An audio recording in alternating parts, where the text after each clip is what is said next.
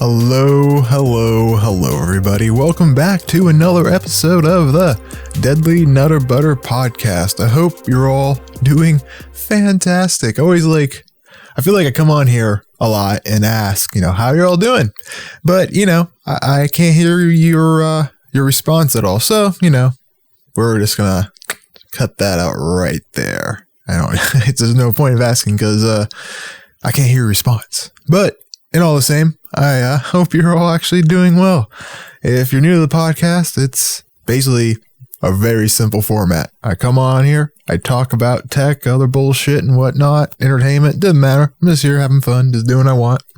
Gonna shoehorn in my Twitch channel at some point in here, no doubt, but whatever. We'll just get on into it, So I actually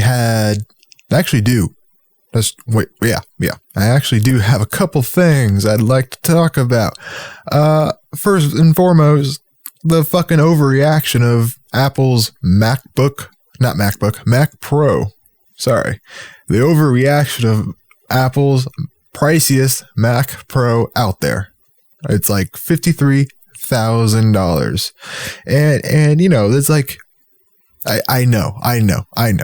Tech, journalists, tech, or whatever, news, whatever, whoever they are, they need to make money. They need to sell headlines that get people to click onto their articles, to sell ads and get ads out there and whatever.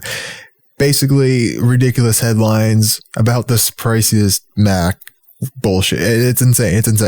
So, like, the stupidest one is, like, it's 56% higher than the typical U.S. income. Yeah, I believe that. It's $53,000 for a fucking Mac. I believe that it is quite pricey. I believe it. And I believe that a good majority of working people out there cannot afford this thing. And they shouldn't get it to begin with. I don't know why these companies, or not companies, I don't know why these tech journalists or whatever are making it sound like anybody can afford this at any point. Like, holy shit. What was it? Goddamn. Oh, there was one headline. I wrote some things down, but this I didn't write down, obviously. There was one headline that caught my eye and kind of like, no, I completely disagreed with it immediately. It said, like, the priciest MacBook. No. It said the next MacBook Pro, no, not MacBook. The next Mac Pro will cost you $53,000. And I'm sitting there like, no, actually, it won't at all. This is not a computer for a good majority of people. And like, I get it. I said it before. $53,000 computer and a headline is going to get people to click on the article. It's going to get people to notice. I get it. But the most outrageous thing to come out of this whole thing is not like the most top tier. Like $53,000 MacBook. I keep saying MacBook. What an amateur. $53,000 Mac. I can believe it. I can believe it because Dell. I went on Dell and worked on went to like their workstation area that you can customize and create for yourself. And I was able to rack up $150,000 in just a computer. So it's very easy to do. It's believable. Like I didn't like look at other prices or make my own Mac Pro or didn't do any of that because I believe that this machine, the top tier Mac machine, can cost $53,000 when it's spec'd to the tits. I believe it. I just hate seeing, like, I get it. I'm not a fan of Apple, like a lot of other tech people out there. Not a fan of them. I think they're overpriced to a certain degree. And I hate how unbelievably hard it is to get it. Like, if something goes wrong on it, guess what? You're buying yourself a new Mac because good luck repairing it yourself and good luck finding a certified Mac repair person without having to go to the whatever they call it, the Mac store or Apple store. You have to go to the Apple store to fucking fix your computer. It's ridiculous. Like, that shit bugs me the most. I think if you buy the machine, you should be able to take apart and fix it yourself if you know how. And I believe that most people who are going to spend the type of money that Macs cost, normal Macs, not normal, the top tier Macs, so the iMac Pro that was out, you couldn't take it apart. And if you did, it voids the warranty. So not a fan of Apple in that way. But they do make quality computers in the top tier level. Like, it's just the way it is. Like the lower tier, like the entry Mac Pro that we got going on here is like $6,000. That's the entry. That's the smallest amount you can pay to get this computer. And I'm annoyed not more people or journalists or tech news sites or whatever are not more mad about this than the $50,000 Mac Pro. Because the $6,000 Mac Pro is a huge fucking ripoff. And like, what makes it a big ripoff is the fact that I think people who can afford like the best iMac Pro or the best MacBook Pro, whatever, who can spend that type of money or no, look at this Mac Pro or not Mac. Yeah, look at this Mac Pro, the cheapest one, $6,000, and feel tempted to buy it without really knowing like how much of a, like in my eyes, it's a fucking ripoff. I will say it right now. It is the biggest ripoff I've ever really seen in these type of machines. I mean, okay, maybe not the biggest. I may be exaggerating a lot, but still. So I actually did some research for this portion of the podcast. I actually went out and compared prices to see if this Mac Pro, this low tier poverty entry level Mac Pro was, decently priced. And I did not know. No. Let me. Okay. So the entry level Mac Pro, it's an 8-core Intel Xeon processor, 32 gigabytes of ECC memory. It has a 580X Radeon Pro AMD graphics card and a 256 gigabyte SSD for storage. No afterburner, nothing like that in it. You pay poverty money, you get poverty specs. That's just how it is. So the 8-core. Now, I will be honest. The 8-core that I found, I don't know if it's the actual 8-core in this system. I don't know, but I did find something very close to it that it is just, it's too close for it to not be it or be very similarly performance-wise, be very similar in performance.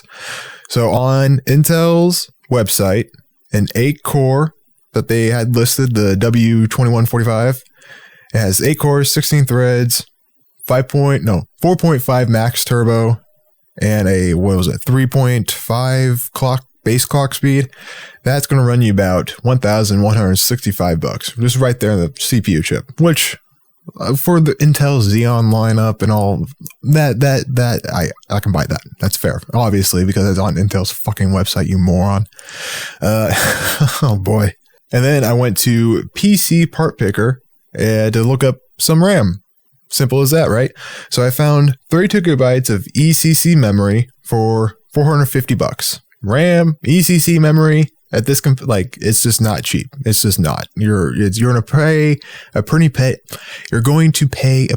penny for top tier RAM here, especially server RAM.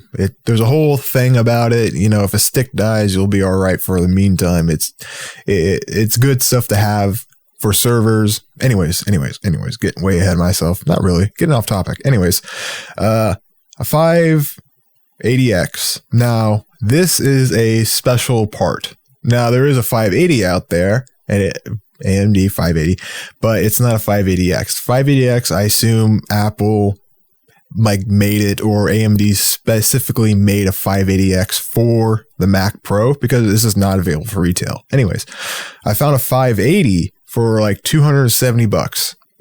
I don't know the difference between the 580 and the 580X, but I can't imagine it being that big of a difference, because it's a 580. Like, it's just a 580, but with an X at the end.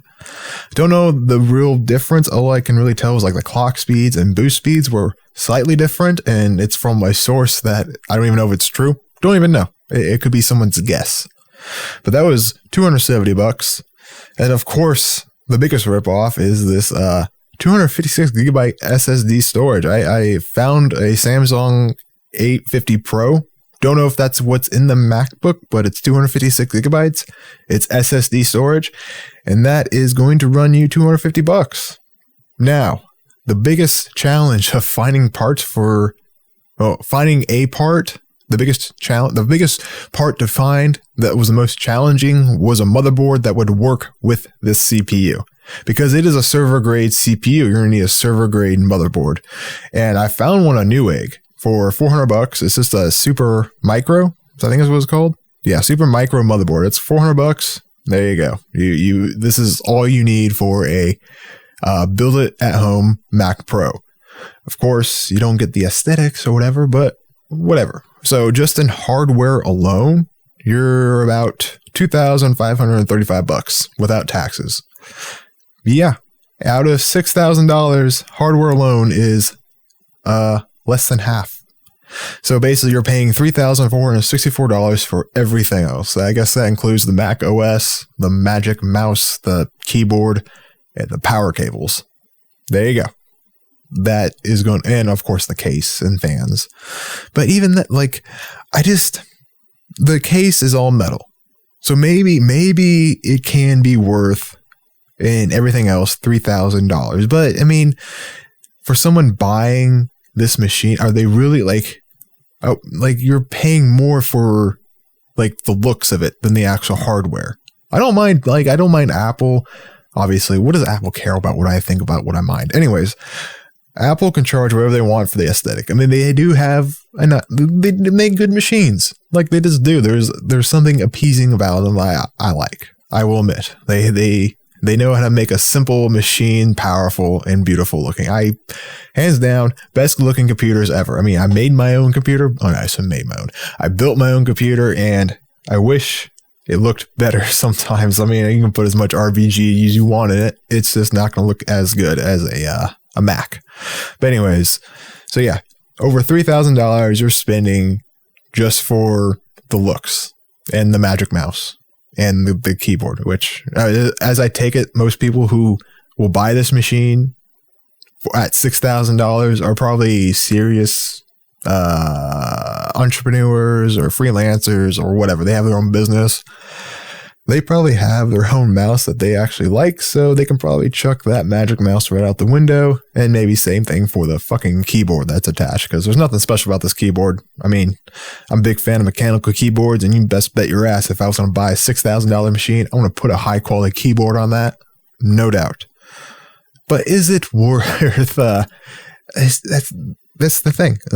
I think people who are seriously looking at this computer at an entry level aren't getting the most out of it. They can spend $6,000 on a regular PC. I know it's not the Mac aesthetic. It doesn't have the sexiness to it. It doesn't have whatever. But $6,000 on a regular PC, you can get many, many, many, many more horses and be better off in the end. Because shit. It's like I said, $50,000 Mac Pro. Yeah, I can buy that. $6,000 Mac Pro, no fucking way. No way. You should not be even seriously considering this, because you can buy much better. No, you can't buy much better. You can buy the same exact hardware, but not have to pay the tax, this $3,400 tax just to have a Mac Pro. You shouldn't at all. And you just buy an iMac Pro. I know it's not the newest, but shit. Buy the iMac Pro, spec it out to the tits as much as you can. It will probably be better, because the Mac Pro doesn't come with a display. It doesn't come with a display. There it is. iMac Pro has a display. Mac Pro doesn't. So your best bet is to spend $6,000 on a machine that at least comes with a display. If you're seriously looking at Apple and the Mac Pro, if you're seriously looking at it. If not, don't even bother with it. Seriously, I feel and I know most people who shouldn't be looking at this machine for just photography or just video. They should not be looking at this, because it's too much. Honestly, it is too much. You can spend $3,000 to $3,500 on a great video editing machine right now, and buy a kick-ass display, and you'll be better off because, you can actually upgrade it easier than the Mac Pro. And I know it comes apart and all that, but it's not going to be that easy to do because like it has a 580X in it, and that's not really a retail thing.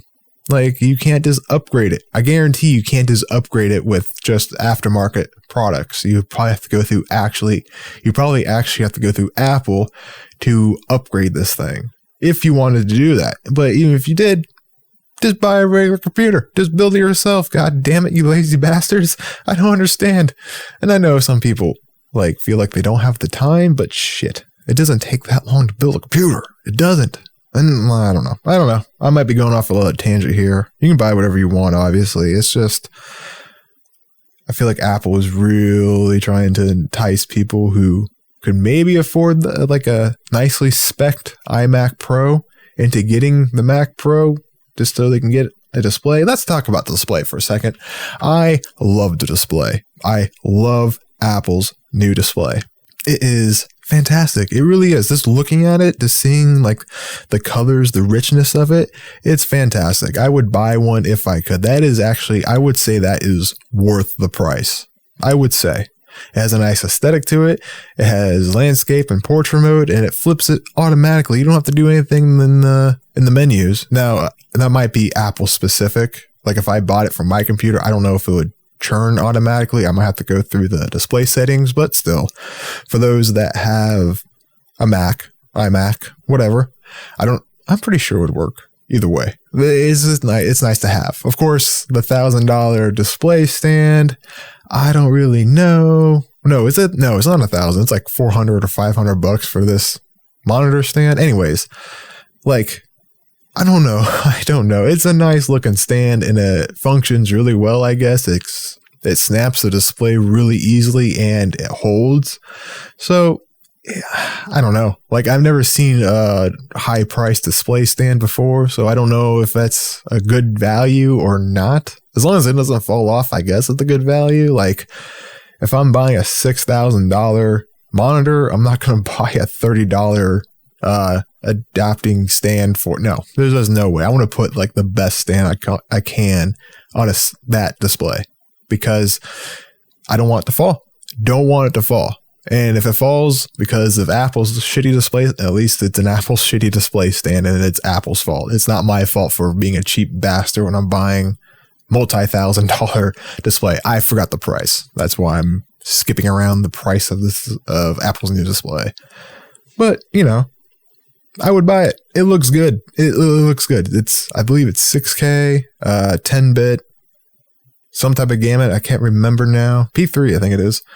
It's everything I can want in a display, except the max refresh rate is 60 hertz. Come on now. Are you playing with me right now? We can at least get 100 hertz, or at most, what I would like to see would be 144, but whatever.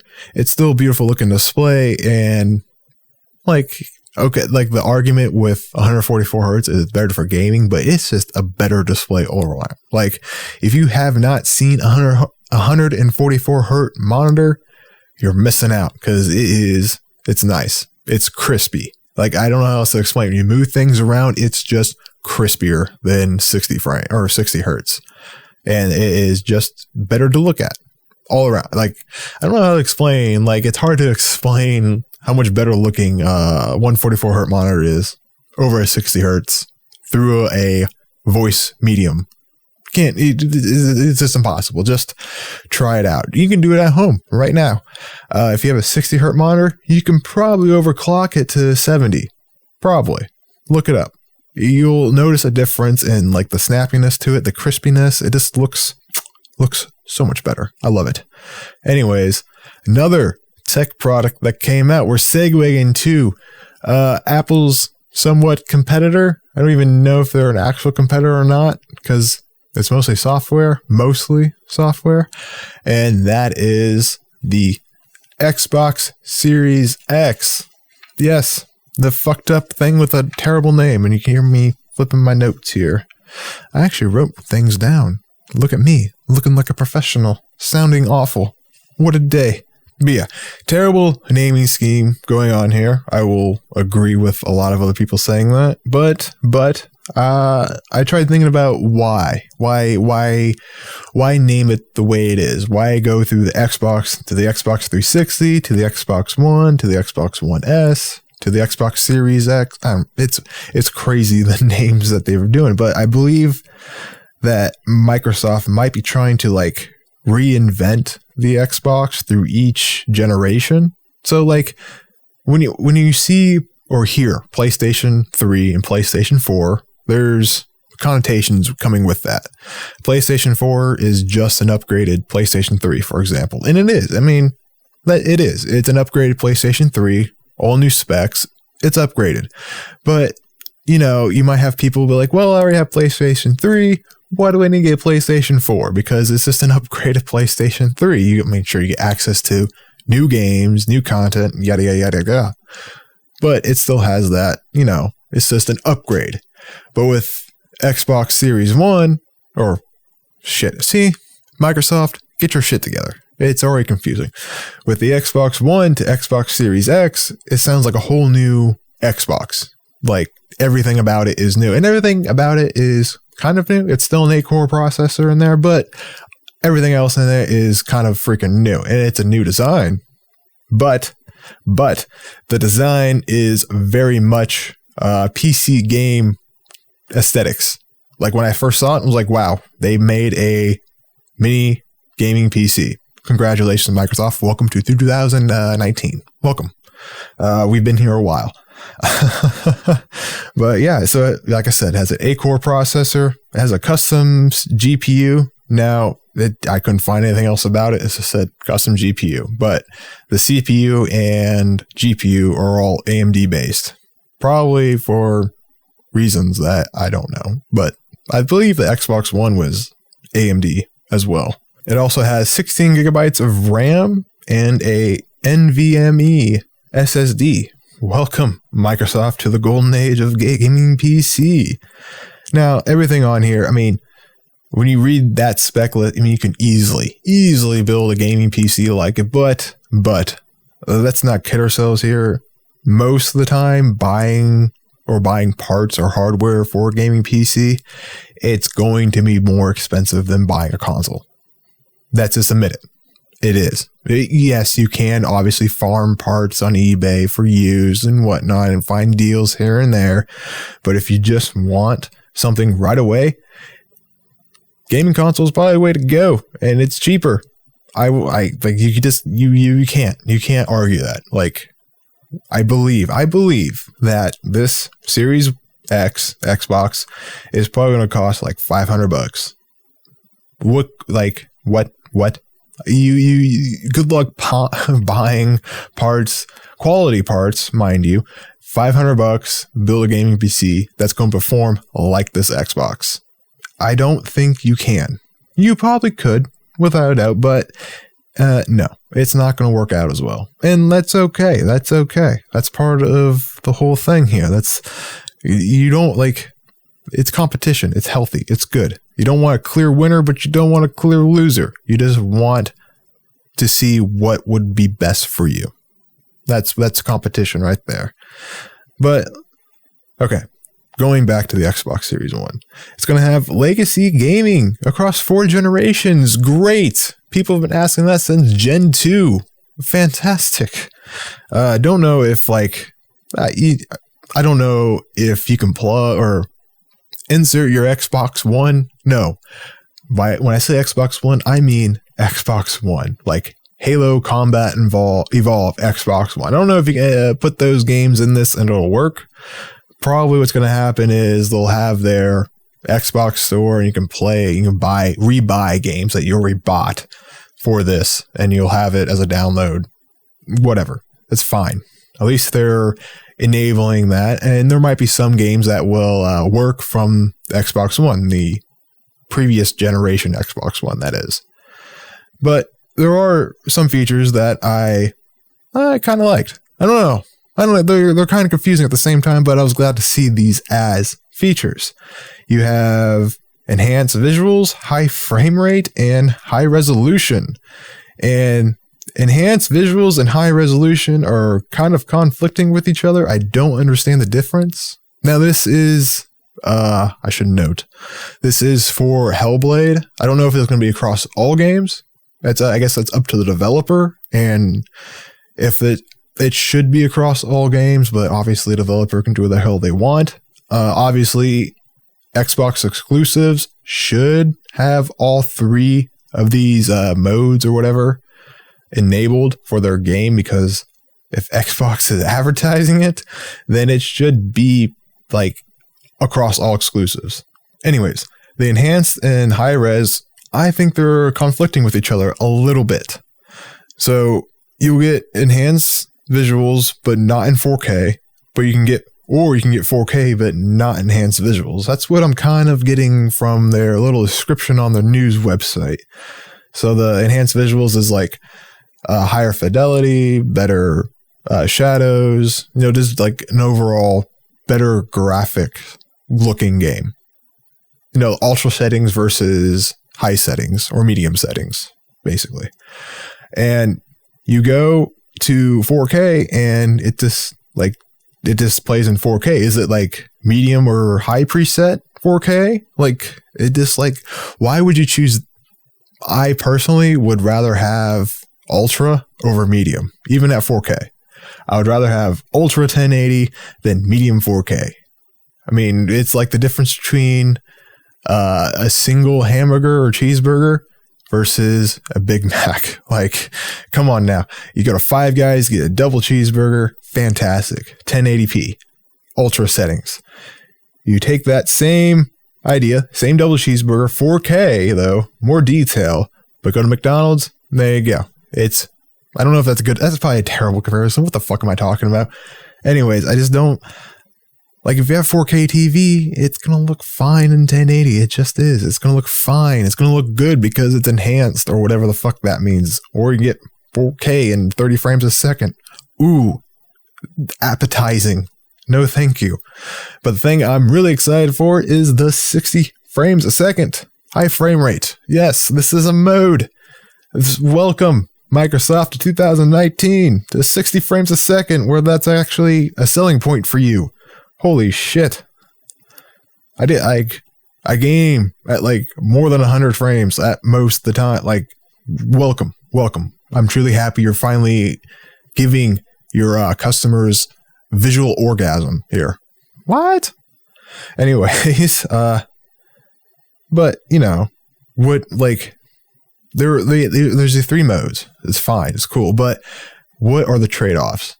You get enhanced visuals, but you're probably playing at 30 frames a second, just like 4K. But when you play at 60 frames a second, what preset is it at? Is it at medium, high, low? What? And Microsoft continues this whole thing with 120 frames a second, which I can believe on legacy titles, but definitely nothing that's going to come out as current gen for this Xbox, which comes out next year. But yeah, that it looks good.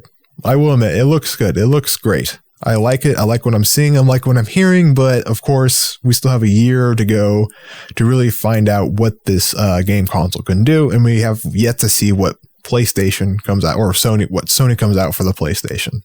Because obviously, they're probably running the same kind of equipment as Microsoft is running on their Xbox. It's got, I believe, Sony's making it all AMD based. So AMD CPU, AMD GPU, NVMe SSD, probably 16 gig. I mean, it's going to be about the same. What's going to come down to is pricing, and that's when the goodness comes in. I love it. I love seeing these companies go at each other's throat with prices. It's fun to watch because everyone wins. They get a good system, they get it cheap, everyone is happy next Christmas morning. But the biggest thing I want to see, the most demanding feature I want to see is cross-platform capability. That's all. That's it. That's all. That would be great. Yes, 60 frames a second, great. But nothing would be better than being able to play with people who who have Xbox or who have a PlayStation. It'd be great to play. It doesn't make sense to like divide like this. It doesn't make sense. And I believe Microsoft is trying to go towards that, especially since this thing, the Series X, looks like a damn computer. I believe they're trying to go that way, but it might be up to the developer. I don't know, honestly. But I believe Xbox or Microsoft or whoever would like to see cross-platform capability. Compatibility, whatever you want to say it. And PlayStation, they be pussyfooting around. I don't know why. Just do it. It's good for everybody. Like, fucking Fortnite does it. Shit.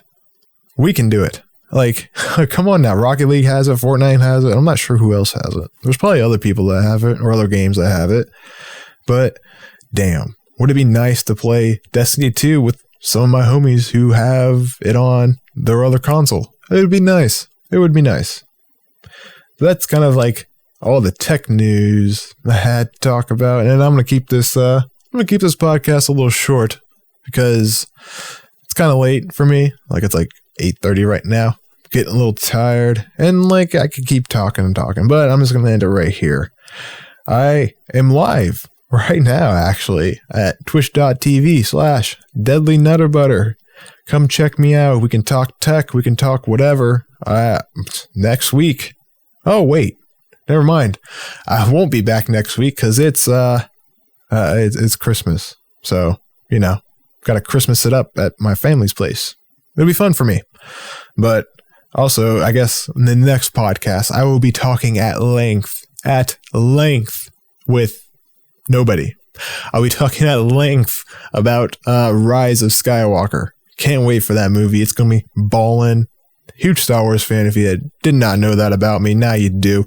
Can't wait to talk about that movie. Yes, it will be spoiler enriched. I will warn you before I start that podcast. I will let you know that spoilers will be. Anyways, what the fuck am I doing? Catch me live right now, twitch.tv/deadlynutterbutter. Thank you all again so much for listening. If you enjoy these shorter podcasts, let me know. Come to my chat and let me know. Be like, hey, keep it short, buddy. We like it more. Catch me live right now, twitch.tv/deadlynutterbutter. Bye-bye.